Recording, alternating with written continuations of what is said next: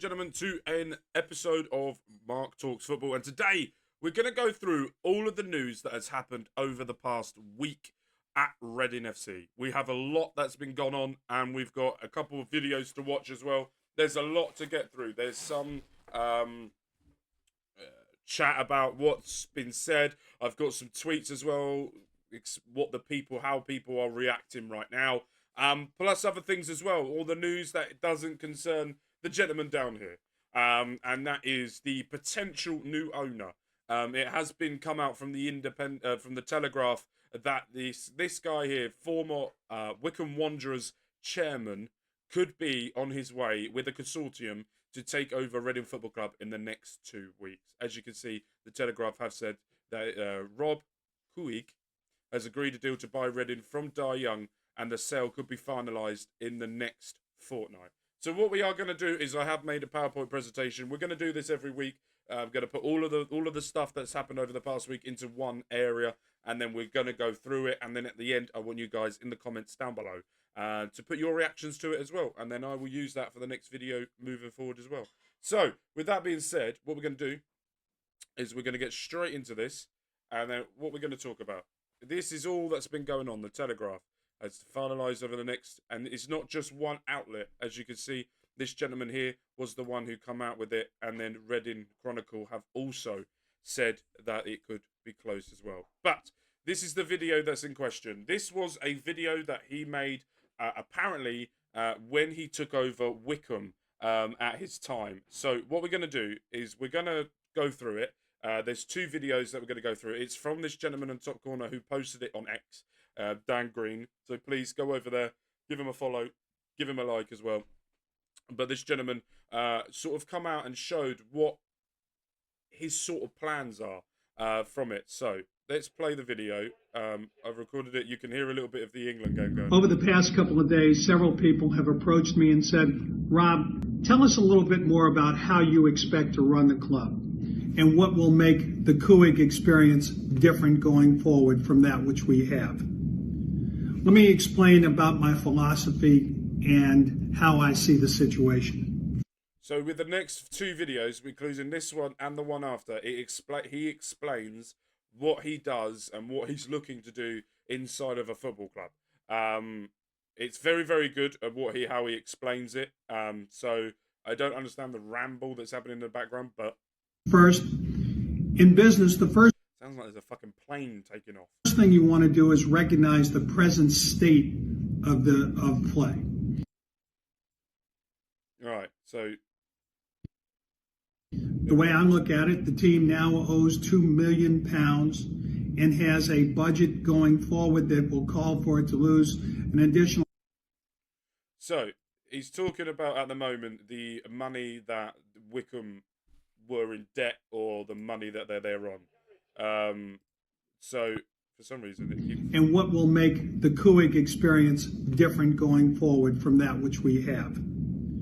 Let me explain about my philosophy and how I see the situation. First, in business, the first thing you want to do is recognize the present state of play.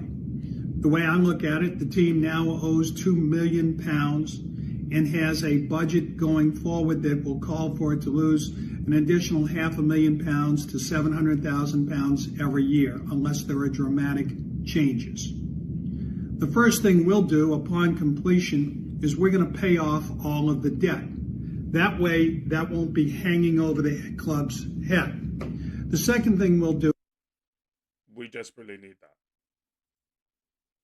Desperately need that. What is going on with my PowerPoint here today? It's not going well, is it? Is we're going to pay off all of the debt. That way, that won't be hanging over the club's head. The second thing we'll do is reprioritize the budget to make sure that we produce revenue sufficient to meet our needs. We'll be using part of that $1 million line of credit, though, to help us in the transition. First thing we'll do in terms of a priority is develop a responsible team budget.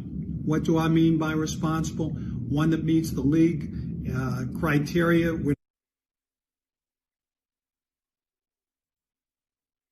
Oh my God, this video. that meets the league criteria. We're not going to violate the rules. We're not going to chase players that don't have an economic justification. And by economic justification, it's not going to be whether they can bring us forward. It's whether we can afford them or not.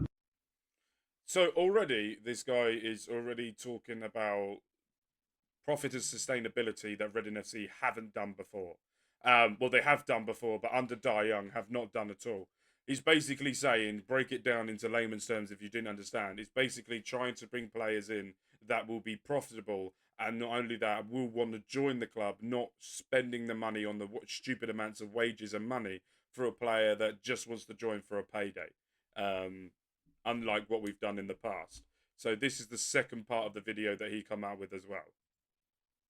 This one's a little bit longer, but it's 1 minute 55, so it's not too long.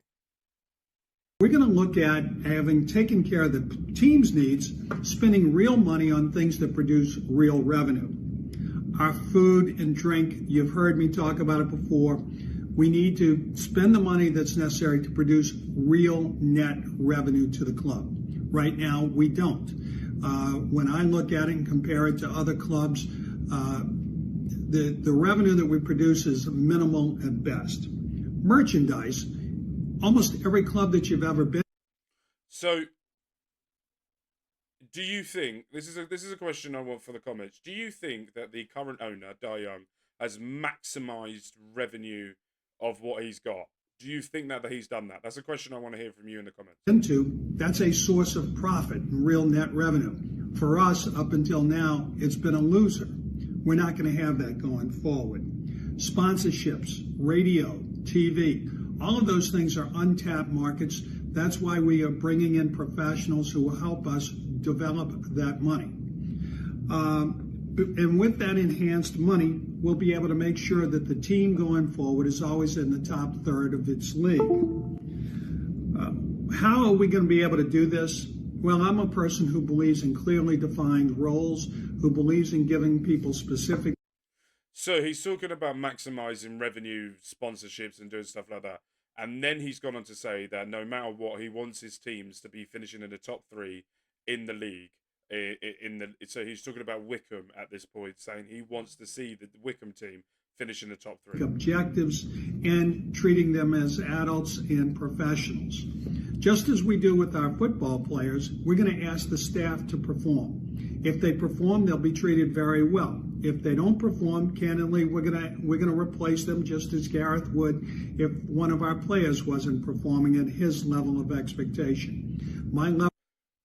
So it looks like, now this is the bit that I like, is if you're not doing your job correctly, you will be gone. No matter if you're friends with him, no matter if you're doing stuff with him, if you're not performing, you're not in a job.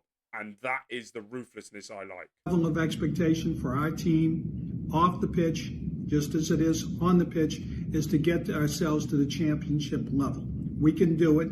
It's going to require discipline. It's going to require total honesty about what we're doing, and it's going to require substantial financial investment. We're prepared to bring all of those to the table.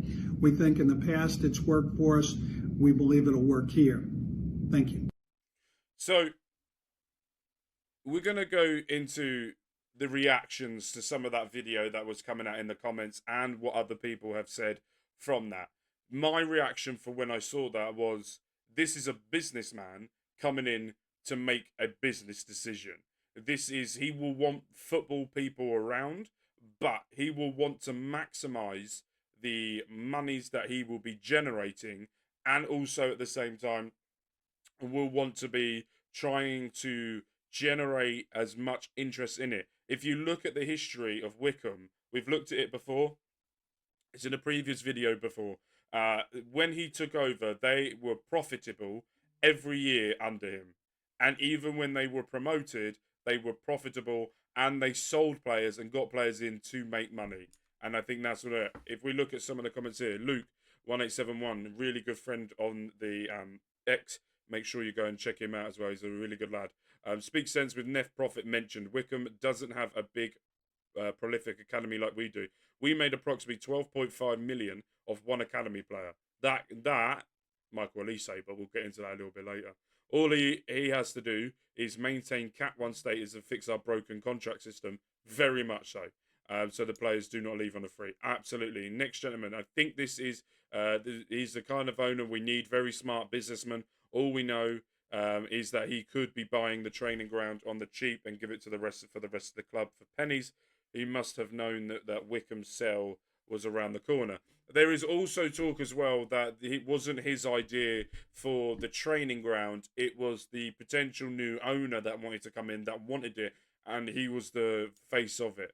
Another one down here as well. Rob was an excellent owner for Wickham and always made the decisions that were focused on their best interest. He recognised the areas where his knowledge was limited and used others effectively who had greater experience. Exactly what we need. He said nothing. We're also going to look at comments that weren't overly impressed. We'll spend, but only as much as we can afford, and we'll keep the style that could get rid of everything you're expecting, but hardly a business masterclass. No issue saying it, but nobody should be impressed. I disagree with this comment because you should be, because of what we've gone through, and you don't hear the openness from the owners then like what he just did compared to the others. That's what I'm trying to. That's what he's trying to get at. Kind of refreshing and what we need at our club. Chris Scott, very questionable. Was with the fan base. Started actually talking sense recently, and it is good to see. If any Reading fans still questioning whether they want as our new owner after the years of turmoil we've had under Dye, that's quite frankly, you're pathetic. Get to the real world. This is a blessing right now. This gentleman here is a Wickham fan. In addition to what others have said, he doesn't take criticism partially well and loves fireworks. God, I do love fireworks. Courtney Friday, a friend of the channel, a guy that helped us start up and did a massive boost for us, getting closer to the finish line, will be a boost to all Reading fans. They finally passed through, still maintain the opinion as before, left Wickham in a better place than he left. Left it, knows the league, etc. Could do worse. Another gentleman here talking about what Rob could bring. Rob will always have the club's interest at heart, even when he makes the hard decisions. Rob will always be approachable and will engage with fans when there's updates. He will make the club sustainable. You will have fireworks twice a year. I do love a good firework display from that. But that is what the people are saying, and I have to agree with most of it. Right, transfers.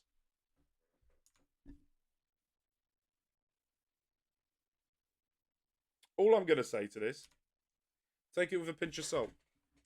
Because Amia Sam scored a hat-trick in the 9-1 beating Southampton did against Reading in the youth academy. And Tom Ballard, I think that's Ruben Sellers' guy, isn't it, really? And he got cut short on what's other news. We've got a lot of stuff to go through here as well. Tyler Bindon has won the OFC Men's National Cup with New Zealand. With that, thank you to RFC Latest for that. Also, Tyler Bindon has been called up to the New Zealand squad for the Olympics. So to my knowledge, he will be missing the start of the season while he is away going with New Zealand for that.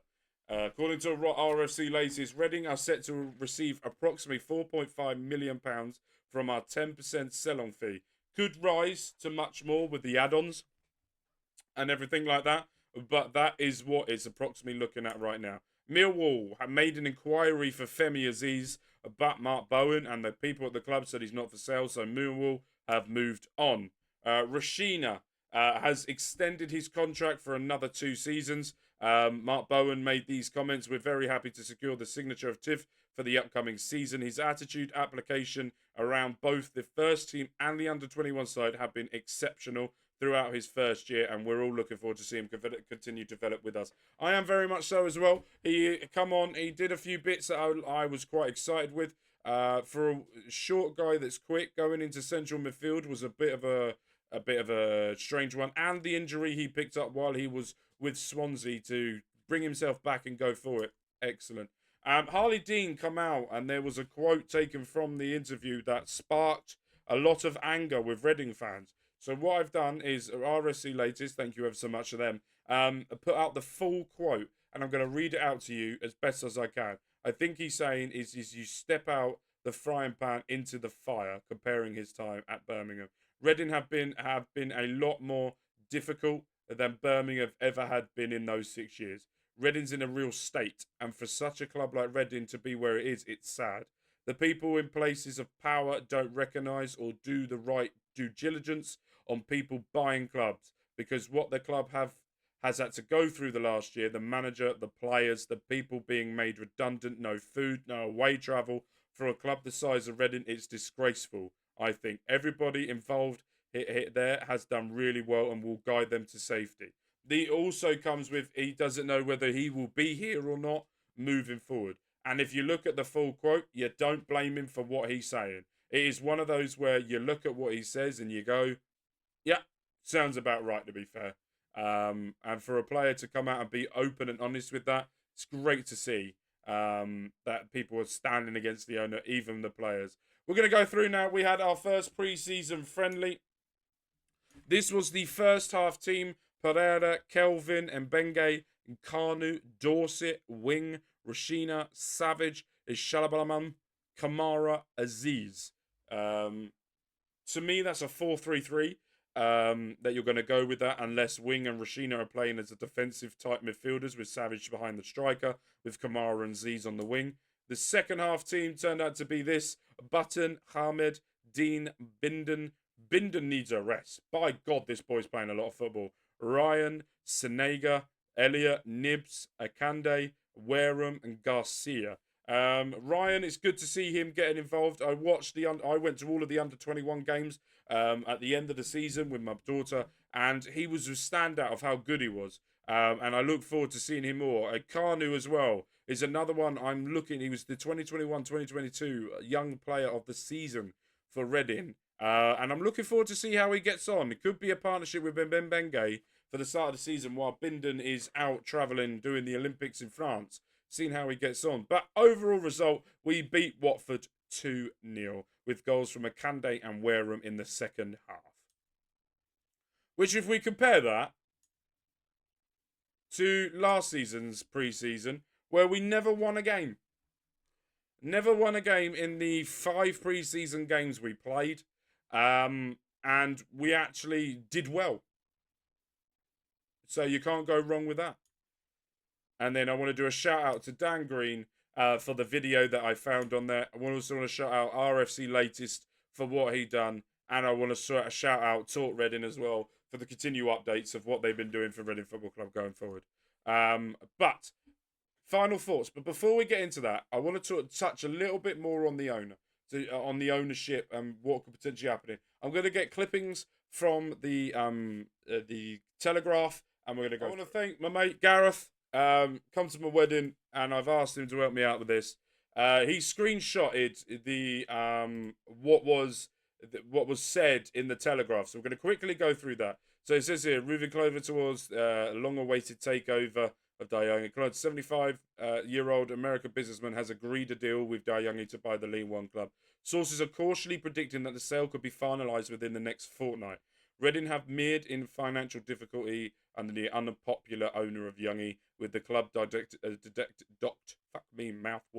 of 18 points overall since his takeover of various football league rules. Reading FC women will also be playing in the 5th tier after the club withdrew from the championship. Relegated from the club championship in 2023, Reading had spoken with a number of North American guy. However, Cohug is now very close to completing the takeover after stepping down from League One rivals Wickham at the end of the season. Telegraph understands representatives from Cohug's party were at the Select Car Leasing Stadium on Monday, with the transaction now in the final stages. The EFL declined to comment, but it's understood there is no issues are expected, with Cohug already passing an owner and directors test in English football.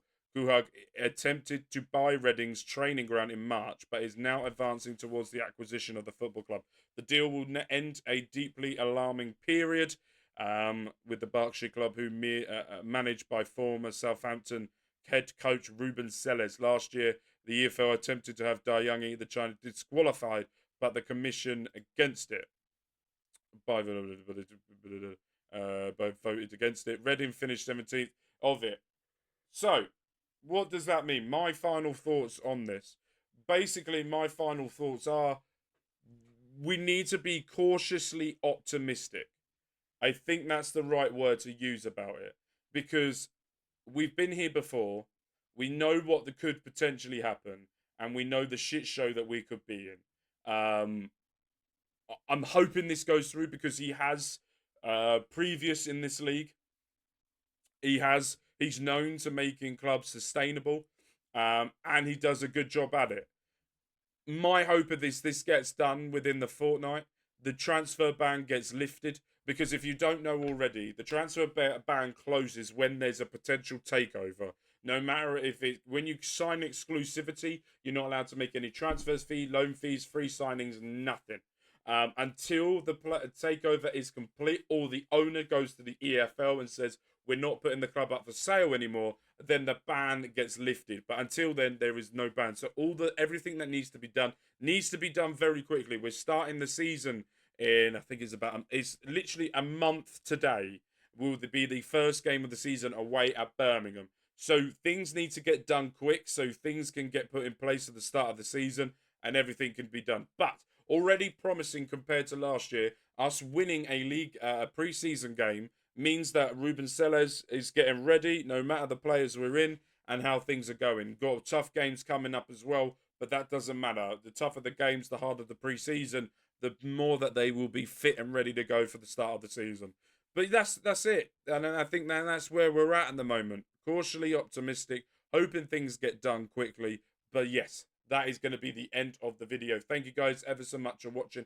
We will be back next week for more Reading FC news. Hopefully we get more positive news and nothing has fallen apart since the next time I see you. But remember as well, we have a WWE 2K24 save on my wrestling channel, a Reading FC save on my on my Mark Talks Gaming Challenge, EAFC. We're in the final season of that. Well, whatever happens in the final season will be the end. We're going to be going over to GTA 5 and F1 Manager. So make sure you go and check that out as well. We're doing on that. And on here, we've got our Football Manager save where we are currently in Japan trying to win the league over there. So make sure you go and check that out. But that is going to be it for me. Thank you guys ever so much for watching. And I will see you guys, hopefully, very, very soon. Peace.